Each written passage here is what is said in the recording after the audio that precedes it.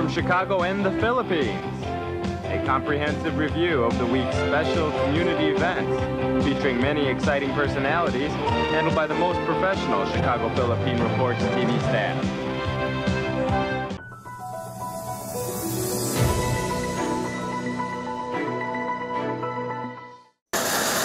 Typhoon Odette's wrath left the whole of Bohol and Biliran provinces in the Visayas region without power. Eastern Samar and Southern Leyte are also without electricity. But power has been restored to Capiz, Misamis Oriental, Camiguin, and Zamboanga del Sur. In Mindanao, there is total blackout in Surigao del Norte. Parts of Misamis Occidental, Llano del Norte, Agusan del Norte, Agusan del Sur, Surigao del Sur, and Davao Oriental are also without power. Other islands not connected to the power grid remain unenergized as of this time. At least sa transmission, kaya nyo bang i-assure na they will have power by Christmas time o hindi kaya? At this point, talagang hindi pa kami makakapagbigay ng definite timeline kasi hindi pa talaga kompleto sa amin yung complete picture. Hindi pa namin nakikita yung extent ng damage. But the Energy Department says the government will try to restore power supply before Christmas Day. Kakayanin yan, Alvin. We will push ourselves to do it, but as emphasized earlier, what the last slide of NGCP states, no? Safety. The DOE is also checking areas where vaccines are stored to ensure power in these areas are uninterrupted to prevent vaccine spoilage.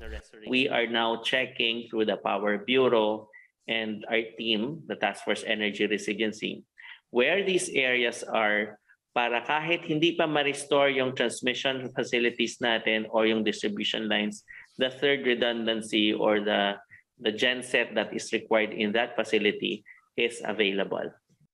Overall, there are more than 3 million residents under electric cooperatives in the Visayas and Mindanao who experienced power interruptions, excluding customers of private distribution utilities. Meanwhile, PLDT Smart has started fixing lines damaged by Typhoon Odette. Smart has no signal in the whole of Mindanao, but a signal has been restored in the bigger part of Visayas. Sa Visayas namin, it's only at least 22% ang na-disrupt. So 88% is up and running in Visayas for wireless and about 47.5% for wired. Pero yung Mindanao talagang hindi niya nakayanan yung bagyong si Odette. Globe users, on the other hand, still experienced interrupted cell phone signal in many parts of Visayas and Mindanao. Nagre-restore na po tayo, especially doon sa mga areas na wala namang baha. Globe will set up free calls and charging stations in areas affected by the typhoon in the Visayas. Smart already has free calls, charging, and Wi-Fi areas in Visayas and Mindanao to help those affected by the calamity get in touch with their loved ones. Kabangkalan City proper in Negros Occidental was submerged in floodwaters after Typhoon Odette hit Visayas and Mindanao. These pictures were taken Friday morning by Dave Barcoma Bingkian from his hotel room. They left their home before the storm and temporarily stayed in a hotel. Bayan Patroller Therese Ramos documented their situation in Kabangkalan. She evacuated and temporarily stayed in their neighbor's house as floodwaters continued to rise. In Leyte, Mahaplag Sogod Road in Mahaplag Town was rendered impassable due to the landslide caused by the storm. Clearing operations in the area are ongoing. In Barangay Acacia, Maasin City, Southern Leyte, uprooted trees fell on houses. Bayan Patroller Mariel Galo Garzon said strong winds and rains lasted for almost 4 hours. She appeals for help and food assistance for their community. A storm surge also damaged houses made of light materials in Barangay Luan and San Jose in Dulag, Leyte. Residents who came back from the evacuation center saw their houses shattered. In Baybay City, Leyte, a century-old tree destroyed a dormitory in the Visayas State University. Fortunately, no one was inside when the tree collapsed. In Bohol, residents woke up to a sight of severe damage left by Typhoon Odette. But the weather improved by Friday and the appearance of a rainbow gave them hope. In Butuan City, rains have stopped, but major roads remain flooded. Power supply has yet to be restored. A landslide occurred in Purok Tinago, Barangay Matina Crossing in Davao City, affecting 2 houses and 3 families. A minor landslide also happened in a road in Barangay Concepcion in Mawab, Davao de Oro. Meanwhile, the airport terminal in top tourist destination Siargao was totally damaged, according to the Surigao del Norte 1st District Representative Francisco Jose Matugas, citing information from the airport's officer in charge. But he says the airport runway is clear of debris, allowing planes and helicopters carrying relief goods to land safely. President Duterte says he will try to visit Siargao, Bohol, Cebu, and other typhoon-hit areas to check on the situation himself. Upon verifying the status of the 7th close contact of the Nigerian infected by the Omicron variant, the Philippine Health Department confirms the person also tested negative for COVID. This means all close contacts of both the Nigerian and the Filipino infected with the Omicron variant tested negative for the disease. The DOH reiterates the public need not to be alarmed at the status of other passengers on the flight, as all of them went through the necessary protocols. Gusto ko ring ulit-ulitin, lahat po ng sumakay sa PAL flight na yan at sa Oman Airways na flight na yan were quarantined when they came here in the country. Na-quarantine sila ng 5 araw base sa ating IATF protocols. Tinest sila on the 5th day. Lahat ng negatibo pinauwi para mag-home quarantine or self-monitor. Yun pong nagpositibo stayed in isolation facilities. Yun pong nagpositibo sa Omicron ay nasa isolation facility. Hindi po natin sila madi-discharge pa hanggang wala silang negative RT-PCR. But even as stringent border control measures have been laid out, the World Health Organization says, based on data, Omicron can still become the dominant variant globally.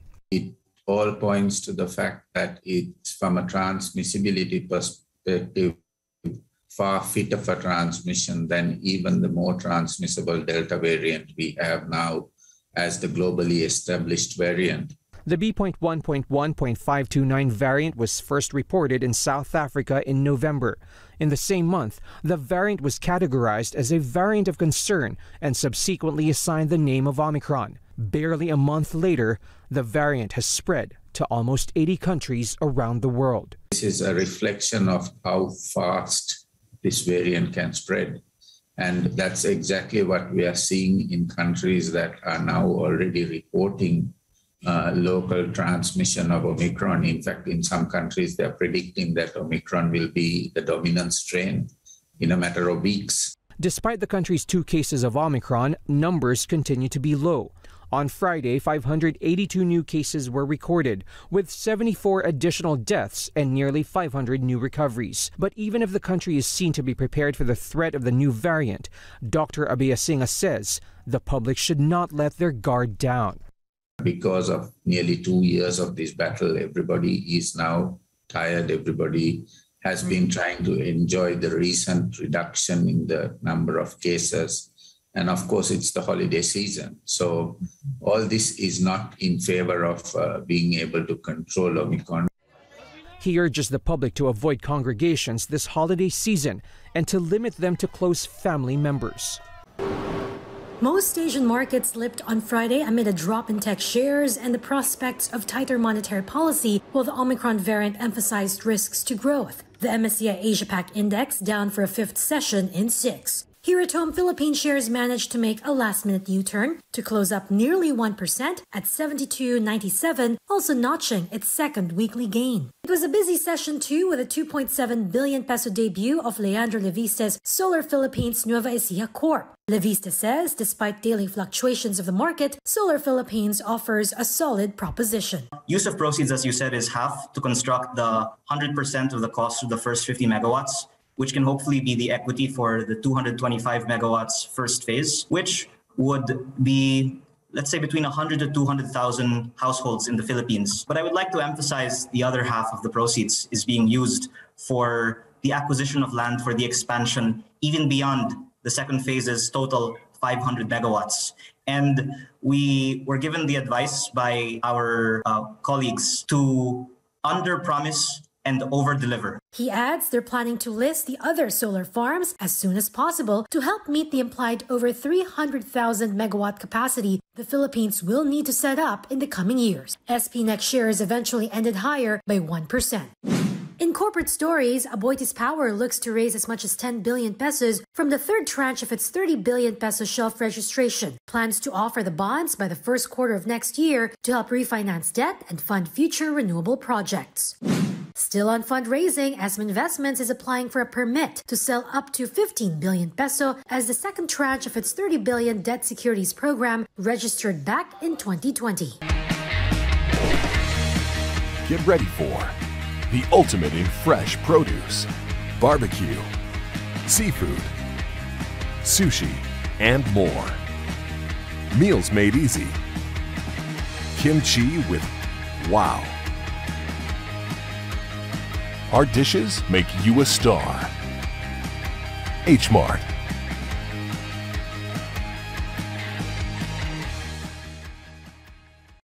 This is the future. Forget what you know about currency, commerce, investment. The age of Bitcoin is upon us. And now anyone, anywhere can turn cash into crypto with a coin flip ATM. Booyah. With low fees and 24/7 support, CoinFlip makes crypto so flippin' easy. Go to coinflip.tech to find an ATM near you. ViaTimes, vital news, vibrant views for the Filipino Asian communities in Chicago. ViaTimes for your most interesting and exciting reading and your party coverages. ViaTimes has very interesting columnists. You name it, ViaTimes has it. Law, Filipino news, dentistry, immigration, humor, serious opinions, health, beauty, mysticism, Bata Corner, showbiz, and intelligently written editorials. Call ViaTimes at 773-866-0811.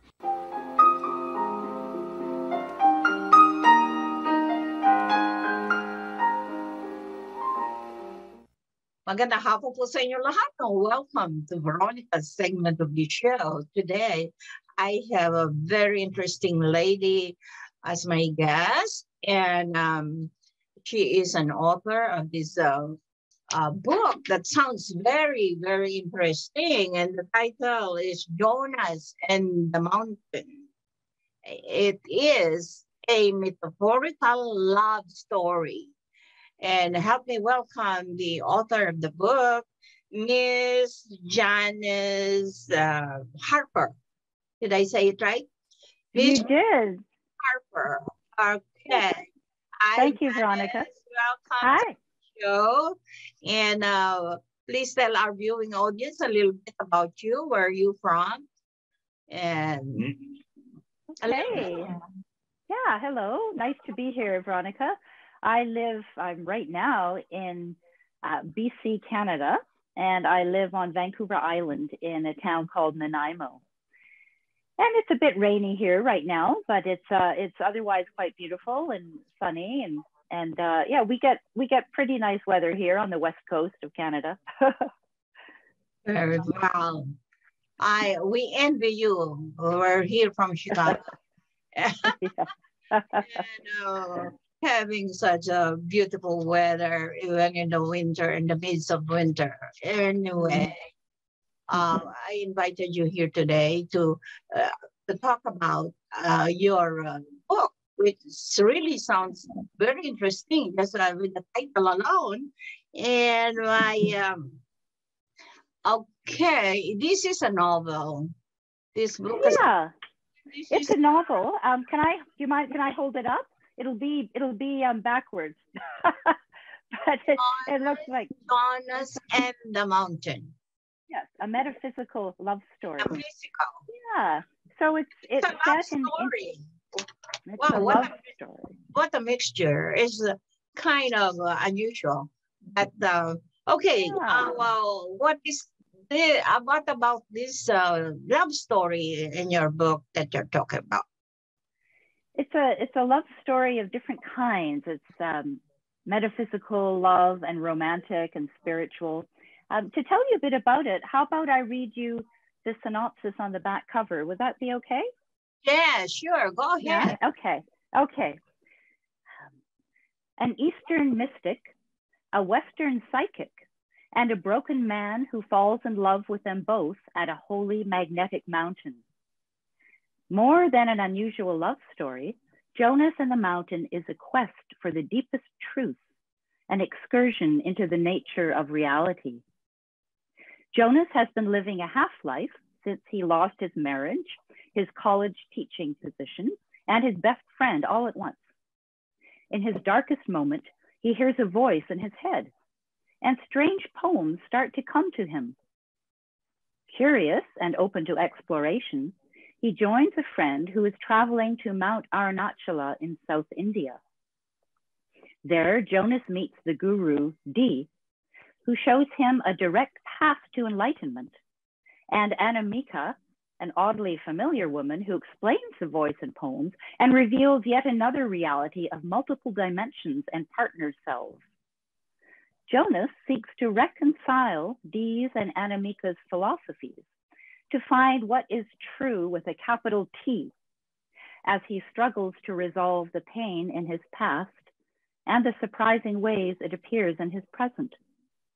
This is a journey into the heart of it all.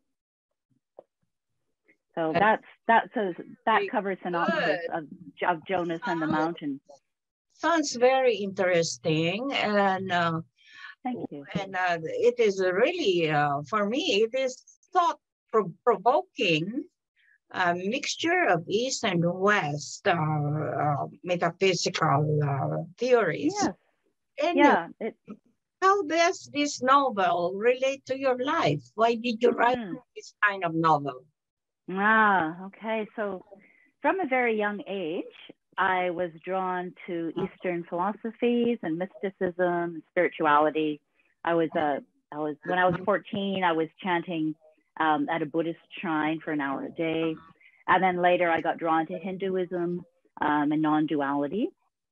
And then later, not much later, but in my late teens, I discovered metaphysics through the Seth material channeled by Jane Roberts. And metaphysics offered a different kind of reality of multiple dimensions and partner selves, as Anamika, the character in my book, describes it. So I was trying really all my life to see how these two modes of, or ways to truth, or philosophical systems, if they could meet somewhere, if they can be reconciled. So I gave that job to the protagonist, Jonas, who meets a guru who is in the Advaita Vedanta tradition, Hinduism, non-duality. And then he also meets another character, Anamika, and her system of metaphysics is original. It comes from me or through me. And it's a different thing altogether. So he struggles to find what is true here, as well as dealing with what comes up in his past, the pain in his past. So yeah, it's very personal to me. I spent a lot of time in India, and on one of my visits, I did meet a guru, and I did go on silent retreats with him over several years. And so that part of the novel really comes out of my experience directly. It's really autobiographical. Many of Jonas's experiences on retreat and some of the miracles that he experienced were mine as well. And then there's Anamika, who speaks of other dimensions, and that is something that you could say that I channel in a way that comes through me. So both are. It's very much me. It really comes from my heart and my my understanding of life and reality. This book. Great. For writing this kind of a story, do you consider yourself more as a religious or a psychic person? Both. Although rather than religious, I would say spiritual. Both spiritual and psychic. Yeah, I am deeply spiritual, and I also I find that the psychic part is really part of the spirituality. Yeah, so that really covers it all. the spiritual, yeah, the spiritual part. So what kind? How would you describe it? What kind of a novel is it? It's not just a straightforward novel with a juicy plot and characters, although it is very engaging, I have to say, and that's the kind of reaction I'm getting as well. People find it hard to put down. There is also, as I've mentioned, there are teachings in it. There's teachings from the guru about non-duality and teachings from the Western psychic Anamika. So there's that aspect. There's also the philosophical aspect. And then there's a self-help component in it. So the Anamika, the psychic teacher, she finds the way to drive her teachings home to her students is through expressive arts. And I myself, later in life, became an expressive arts therapist. So Anamika uses all sorts of various arts like writing and movement and sound and drawing as a way to bring her teachings into the person themselves so that they can find what is true for them. So there's that part of the novel too. It's also a little bit self-help, and you don't have to read it like that. But if you like, she invites you to participate in the activities as a reader, if you're interested. At the end of the novel, there's an appendix with her exercises and meditations that you yourself can use just to explore yourself and explore your life and on the way to transformation and personal growth and healing and all that good stuff. So that's in there too, which makes it kind of unusual, although similar to other semi-fictional works that are metaphysical or visionary novels and yet also have teachings, like the Carlos Castaneda novels, for example, or the Celestine Prophecy by James Redfield, or the Way of the Peaceful Warrior by Dan Millman.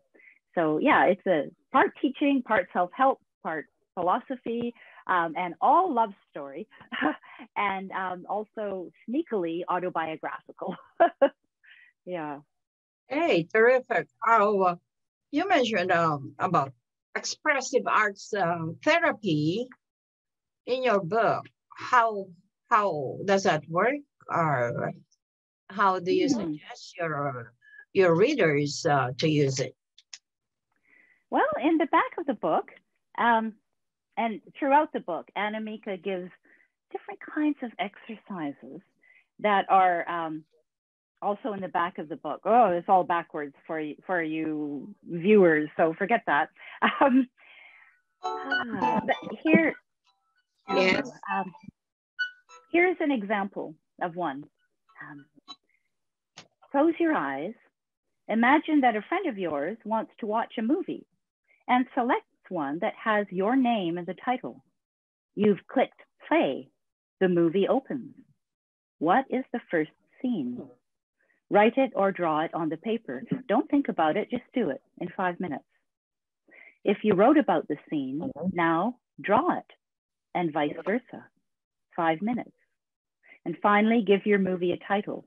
Remember, it has your name in it. 2 minutes for this. So this comes out of Anamika talking about how you can understand your life if you, in a different kind of way, if you look at it as a novel that you're writing, or a movie that you're watching, or a play that you're in. And so she gives interpretation exercises, which allow you to look at the major themes in your life. What keeps repeating symbols? What keeps on coming up again and again? Interesting metaphors. So through that, that's one of the many ways she gives to interpret your life through the arts, through writing and drawing. Does that make sense, Veronica?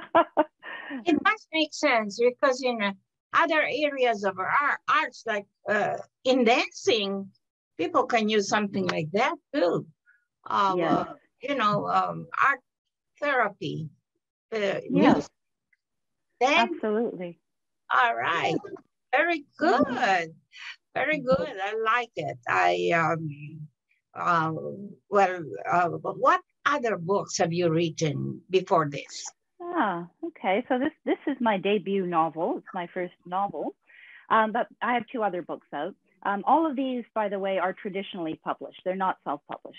So I'm a writer I've been published in anthologies and literary journals, and I've taught writing at university and college for many years.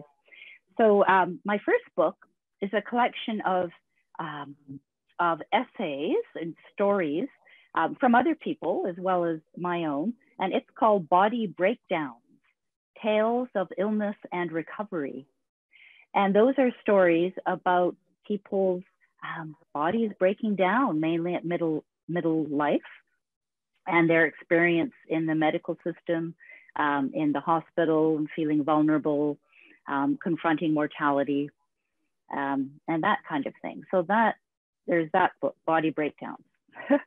And then a few years later, I had another anthology, again, that I put out a call for submissions, and I selected and rejected and then edited. So I'm an editor of both of these anthologies. And this one is called Emails from India, Women Write Home. And this collection is about women's experiences, women who are not Indian, but who are Western, traveling in India.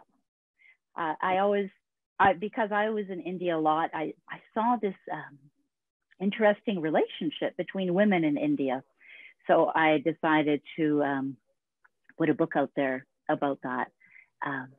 So I have about 6 pieces in there about traveling with my son when he was in grade 11. I took him out of grade 11 and we traveled for 3 months in India. And the stories of mine in there are from that time. Yeah, so that book is called Emails from India. Yeah. Great, terrific. Where can our audience get a copy of your book? About this Jonas and the Moon. Yeah, you can go to any bookstore and order it in Jonas and the Mountain. You can get it online at any bookstore, at Amazon or Barnes and Noble. It's everywhere. It's published by Sacred Stories. And I should tell you as well that I have a podcast of my own up on their podcast channel at sacredstories.com. And the podcast is me reading out 10-minute excerpts from the novel, as well as giving some of these expressive arts exercises. But yeah, you could go walk down to your local bookstore if you want to support your local bookstore, which is always a good thing, and ask for it, or go online, Jonas and the Mountain, Janis Harper. Yeah, thank you. All right, Janis, I thank you for gracing our show today. Your book really sounds very interesting, and I think you gave enough information about your book, and so well, I really congratulate you for writing such a terrific, thought-provoking book. Thank you so much, and it's such a pleasure to be here. You make it lighter by having some kind of a love story in it. All right. Yeah. Good. Yeah. Okay.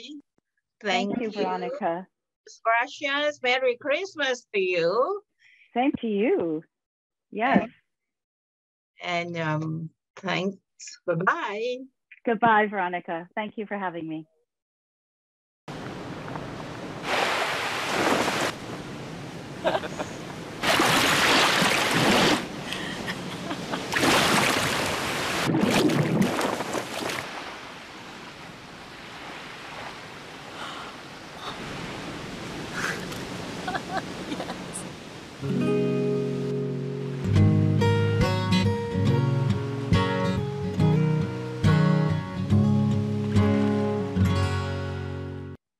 Magandang hapon po sa inyo lahat, and welcome to Veronica's segment of the show. Today, I have a very interesting couple for this show.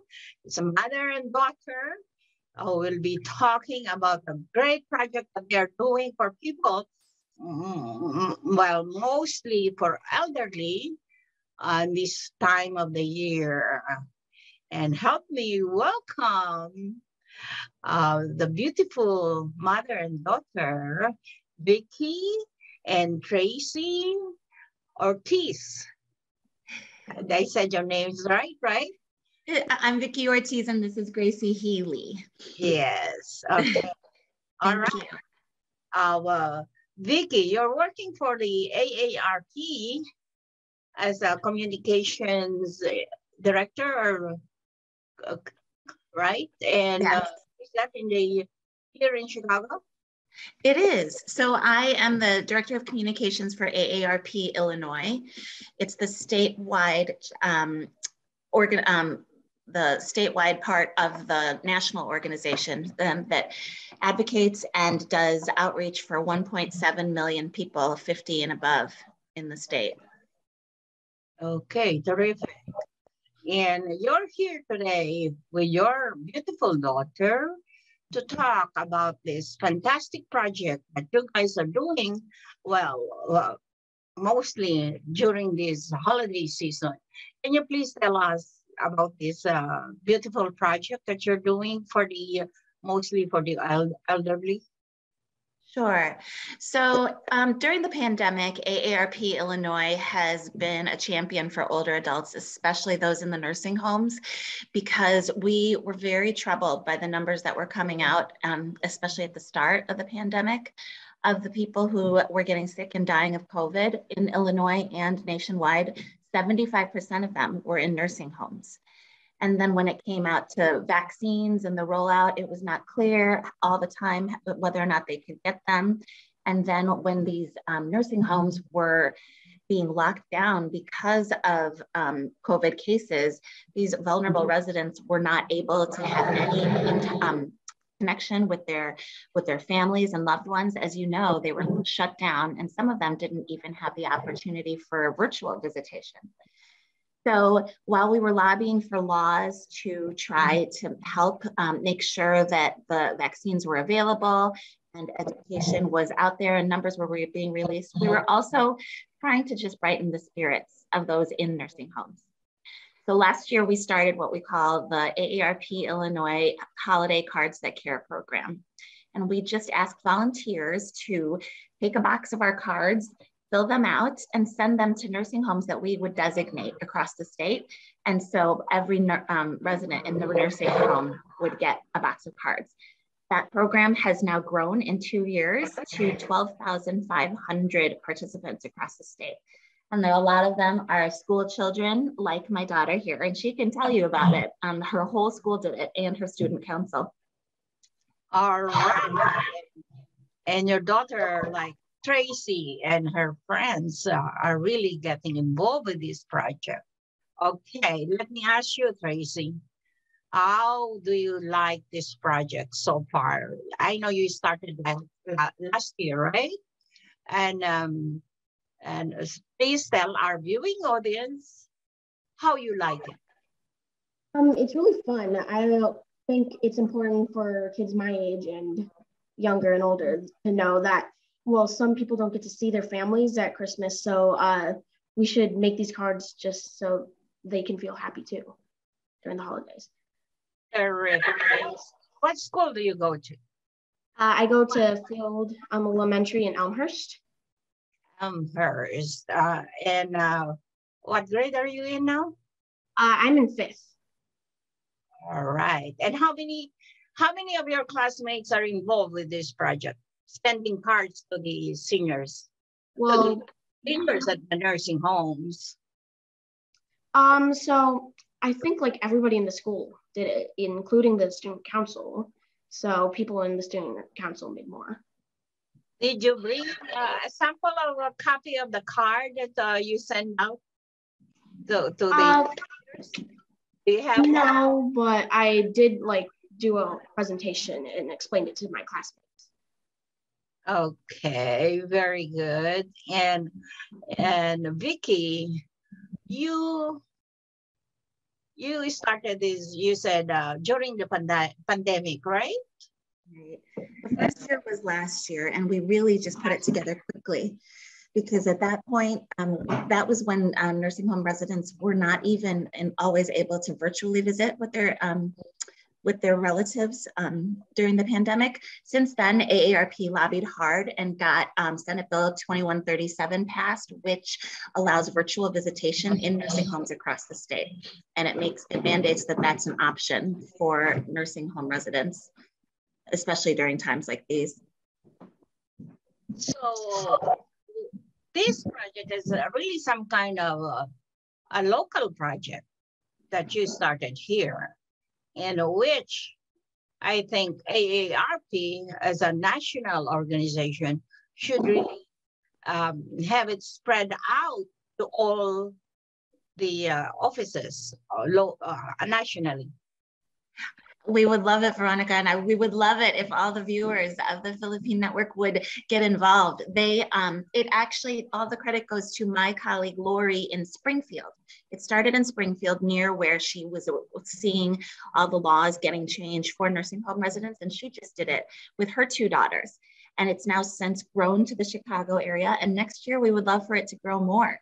So I can make a website available to you about how people can learn more about what we're doing and get involved next year. Yes, terrific. Does it really make you feel happy, Tracy, to do this every year? You would like more children to get involved? Yeah, it does make me happy, and I'm happy that so many kids are involved in this, because it's just really fun for me to just make sure like everybody's feeling holiday joy like us. So terrific. So can you try to invite many children out there through this program to get involved, if not this year, next year? Yeah. Oh, say something to them. Talk to them. Yeah, like I think that they should really get involved, because it just makes so many people feel so happy, and I don't know, it makes like making people feel happy is fun. So you are a terrific kid. Thank you. I congratulate you for doing what you're doing for the seniors out there in the nursing homes. You have a great mom who really is teaching you and leading you what to do in life in helping other people, right? Right, Vicky? We try, Veronica. We try to instill some of the values that my parents gave to me. You know, I think it's very important with the Filipinos to give back and to be, treat others well and make sure that the community is well cared for. And so that's just something I try to teach with my girls here in Chicago. All right. Are you somehow trying to reach out to the Filipino American community in Chicago, Vicky? Always. I mean, because that is what I was raised, and it's their grandma is always trying to teach them the prayers and everything. Gracie, what's your favorite expression when something goes wrong? I know. Like, grandma taught me it meant something like crazy. I knuckle, she says all the time. Cool. All right. That's a Filipino exclamation words. Ay, naku. All right. Very good. Okay. I really congratulate you and I salute you for what you're doing for the community in this holiday season. This is a very important and a happy season. And we try to share our love and happiness to other people, mostly to the seniors. And I love what you're doing. And you have about 12,500 cards that you sent out already, right? Yes. And last year it was only about 5,000. Right. It's really grown. It's really grown because I think people, as the pandemic has gone on, have really felt the effect and seen, some of the lives that have really been impacted by coronavirus. And it says a lot about, people around the holidays and how willing they are to share some cheer. Great. Thank you so much. And do you know a little bit of Tagalog, Filipino language, Vicky, to say Merry Christmas to our kababayans out there? I do. Let me just teach Gracie quickly. 1, 2, 3. Maligayang Pasko. All right, very good. Maligayang Pasko to both of you, Vicky and Tracy, and keep up the good work. Thank you so much. Thanks, Miss Veronica. Maraming salamat. And thank you for gracing our show today. Bye. Bye-bye. Thank you. Merry Christmas. Merry Christmas. We would like to welcome all of you to Baladna Jewelry. We have a very big selection of 21 karat gold jewelry imported from the Middle East, from Dubai, Saudi, and Bahrain. And we have a very big selection of diamond. We offer free financing for 6 months, and we have a layaway system which you can leave your stuff for 3 months. We repair gold. Hello viewers, once again this is Pastor Ed Cortez from Faith Family Worship Center in Chicago. I have been going through the book of Isaiah these past days, and I would like to share with you the story of King Hezekiah. All right, his story is found in chapter 38 and 39 of the book of Isaiah. Hezekiah was the 13th king of Judah. He was one of Judah's godly kings. He initiated a lot of spiritual reforms by demolishing idolatry worship in Judah and calling for priests and Levites to sanctify themselves for service unto the Lord. Well into his reign, he experienced a serious illness. The prophet Isaiah informed him that he would die. And this is what Isaiah said to him: "Set your affairs in order, for you are going to die. You will not recover from this illness." Well, Hezekiah turned his face to the wall, and he prayed, and then he broke down and wept bitterly. And this is what he said: "Remember, O Lord, how I have always been faithful to you and have served you single-mindedly, always doing what pleases you." Well, God heard his prayers and gave him, amazingly, an additional 15 years of life. Now God doesn't do this all the time. He's sovereign of all, and we have to humbly submit to his plans and purposes, no matter what they are. In reality, many of us have been given a lease on life on many occasions.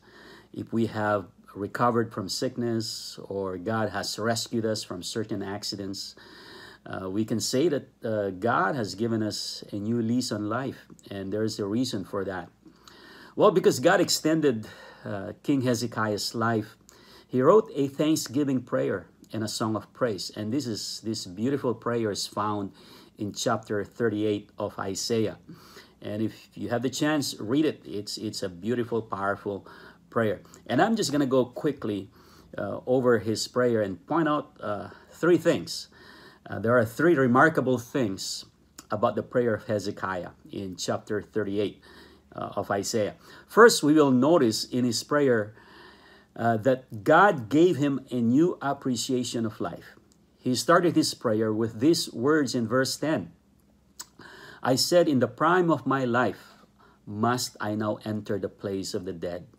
Am I to be robbed of the years, of the rest of my years?"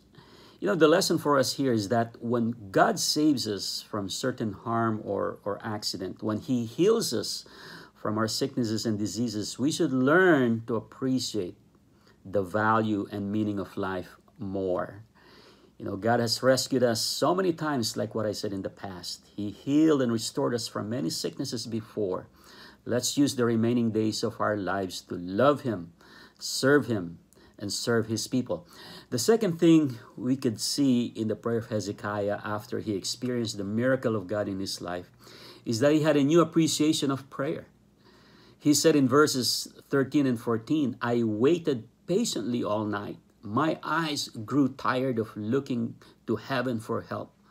I am in trouble. Lord, help me. See, with these words, we see that King Hezekiah had a new appreciation of prayer. If anything, sicknesses and trials and tribulations in this life should teach us to pray fervently and passionately. Hezekiah's prayer became more fervent and passionate. When we experience troubles in life, they should lead us to pray more and depend upon God more. Then lastly, the third thing that the prayer of Hezekiah shows us is that after he was given another lease on life, he had a new appreciation of opportunities for service. He said in verse 15, now I will walk humbly throughout my years. Lord, your discipline is good, for it leads to life and health. You restore my health and allow me to live. I will sing His praises every day of my life in the temple of the Lord. See, there was a new humility in King Hezekiah's walk, a deeper love for the Lord in his heart, and a new song of praise on his lips. So I'd like to end this short devotional with this verse found in Psalm 90, verse 12. Teach us to number our days, that we may apply our hearts unto wisdom. God bless you, my friends, and see you next time.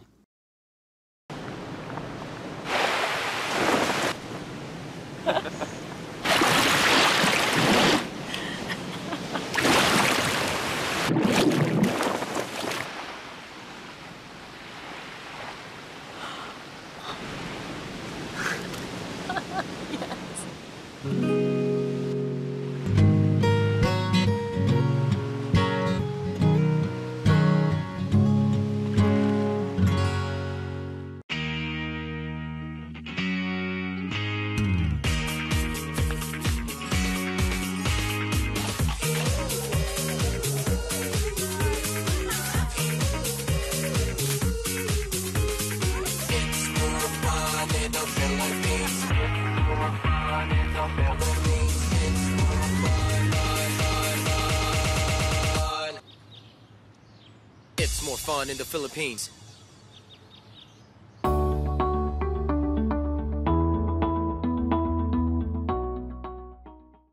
Hi, I'm Dr. Harold C. with the Chicago Eye Institute. We're located here at 5086 North Elston Avenue. In this segment, I wanted to discuss with you a disease which affects 34 million Americans, and that disease is diabetes. The CDC estimates 27 million Americans have been diagnosed with diabetes, which leaves a whopping 7 million that have gone undiagnosed. In fact, approximately 88 million Americans have been diagnosed with pre-diabetes. That's approximately 1/3 of the entire US population. So, how does diabetes affect the eyes? Well, diabetes affects the body by causing damage to the blood vessels. In fact, it causes damage to the lining of the blood vessels. Now, those blood vessels, which affect the end organs, are affected first, such as the hands, the toes, and especially the eyes. What happens is that as the lining of the blood vessels become affected, these vessels become leaky. And so we're looking for any leakage or bleeding inside the eye. So it's important that if you've been diagnosed with prediabetes or diabetes, that you come in for a dilated exam so we can find out whether or not you have any signs of diabetic retinopathy. Now, for the most part, most patients with diabetes have no problems in the back of the eyes. And in fact, most patients leave here with just the instructions of keeping their blood sugars under control.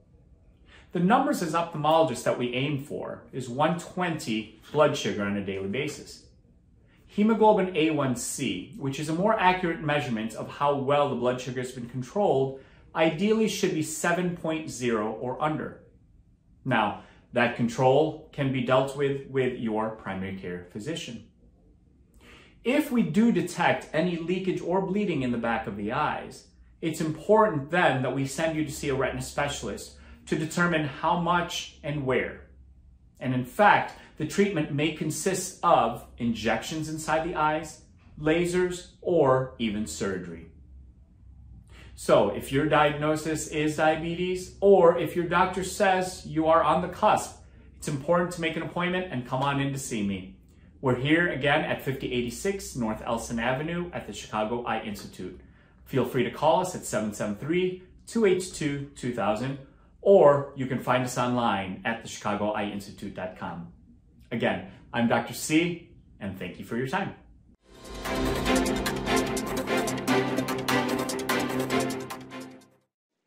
Good afternoon. This is Brigitte, Carino, Cueter bringing you this week's local news from our community. Which of the 200 biggest U.S. cities most resemble a scene out of a Hallmark movie? Lawn Starter made a list of 2021's most festive cities and checked it twice to find out which among them will fill you with holiday cheer. They looked for cities packed with holiday events, Euro-style Christmas markets, delicious goodies, and other fun things to do and see. Of course, no winter wonderland is complete without snow, so they also measured the average snowfall in each city to find the most Instagram-worthy backdrops. First is New York, followed by Chicago, then Boston, Philadelphia, San Francisco, Los Angeles, Jersey City, Newark, Denver, and Washington, D.C. for the following spots. Following fatal storms in southern and central Illinois Friday night, Attorney General Kwame Raoul today warned residents to be on alert for scammers looking to exploit homeowners and business owners who may be in need of repairs from storm-related damage. After severe storms and tornadoes resulted in several fatalities in Edwardsville, Illinois, and damaged communities throughout the state, Governor J.B. Pritzker issued a state disaster proclamation for 28 counties and activated the State Emergency Operations Center, SEOC, to provide assistance in affected areas. Raoul cautioned residents that scammers often move quickly into communities to take advantage of people with damage to their homes or businesses.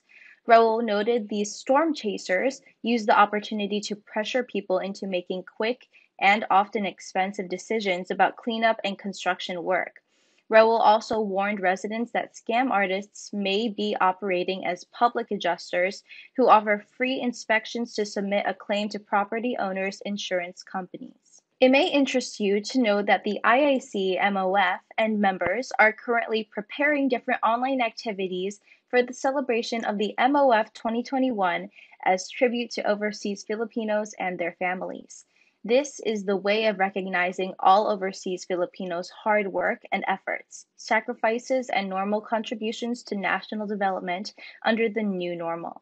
The major and culminating activity of the Interagency Committee, Month of Filipinos, will be held the virtual National Forum on Migration, to be held via Zoom and Facebook Live on December 17th from 8 a.m. to 12 noon.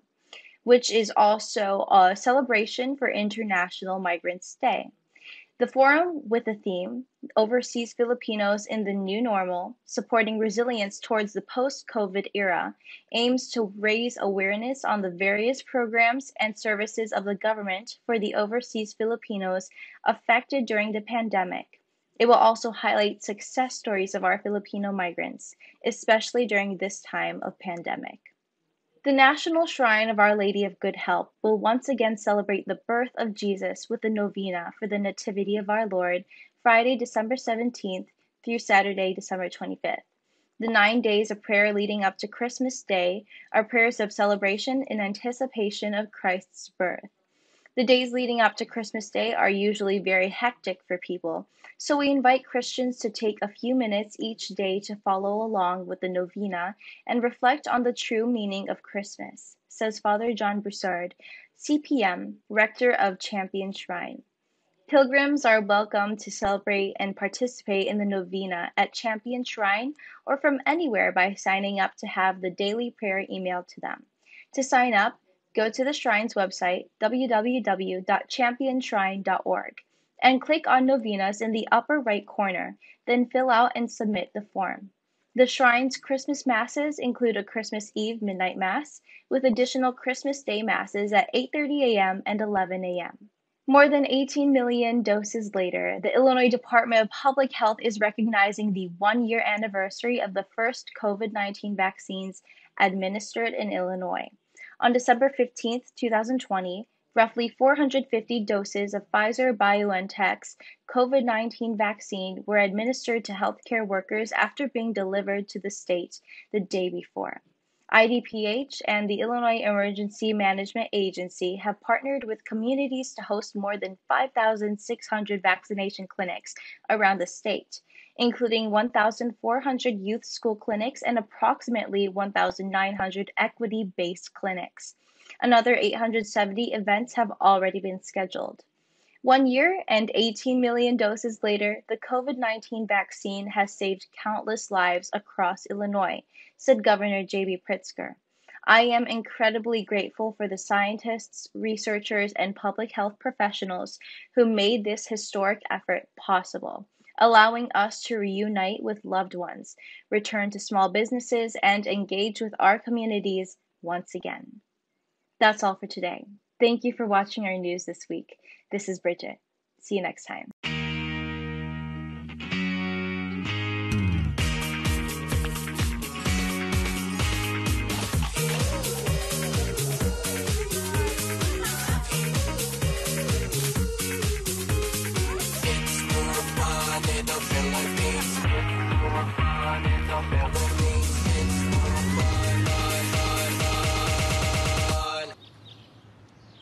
It's more fun in the Philippines.